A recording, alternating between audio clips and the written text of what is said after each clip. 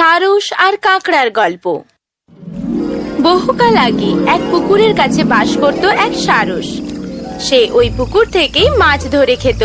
কোনো মাছই তাকে পছন্দ করত না, কিন্তু সে মাছেদের ভালোবাসতো, কারণ মাছ খুবই সুস্বাদু খেতে হয়। মাছ কি সুস্বাদু খেতে! সারস সব সময় পেট ভরে খেত। সে এই মাছ ধরে খাওয়াটা খুব পছন্দ করত। এ আমার কি হচ্ছে? সারসের দিনে দিনে বয়স বাড়ছিল। সে আর আগের মতো পারতো না। ধীরে ধীরে আকাশে উড়ত।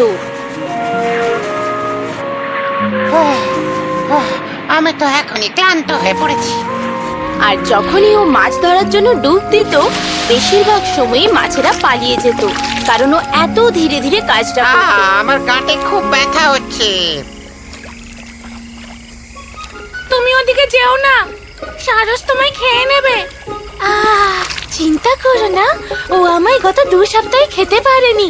আমি ওর পেছনে লাগছি, কিন্তু দেখো তো ও জায়গা থেকে নড়ছেই না। তাই আমাকে যদিও ধরতে আসে, আমি পালিয়ে যাব। এই দেখো, এইভাবে। খাবার ধরে নিয়েছি। কিন্তু ও জলে ধপাস করে পড়ে যায় এবং মাছেরা হাত ফসকে পালিয়ে যায়। দেখলে, এবার আর ওকে ভয় পেতে হবে না আমাদের। সময় যত এগোতে থাকে, ও এত দুর্বল হয়ে পড়ে যে নিজের খাবার আর জোগাড় করতে পারে না। এমন দিন আসে যে মাছেরা ওর সামনে ঘুরে বেড়াতে থাকে। কেন আমি বুড়ো হলাম?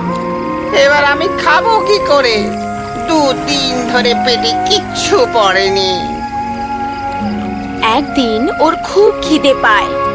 বেশ কয়েকদিন ধরে ওর কিছুই খাওয়া হয় না। বেশি ঝুঁকি না নিয়ে খিদের জ্বালা মেটানোর জন্য ও বুদ্ধি করে একটা ফন্দি আঁটে। আমি জানি আমায় কি করতে হবে। নিজের কাজ করার জন্য সে হতাশ মুখ নিয়ে পুকুরের পাড়ে গিয়ে বসে। কিন্তু ওর মাছ ধরার কোনো লক্ষণই দেখা যায় না। মাছ, ব্যাঙ আর কাঁকড়া ভাবতে লাগে ও মাছ ধরে খাচ্ছে না কেন। ওকে কেমন দুঃখী দুঃখী লাগছে। হয়তো ওর খিদে পেয়েছে। ও কি মরে যাবে? একটা বড় কাঁকড়া সারসের দুঃখী মুখ দেখে এগিয়ে আসে। হ্যালো বয়স্ক সারস, কি হয়েছে তোমার? এত দুঃখী দেখাচ্ছে কেন? আর বলো না।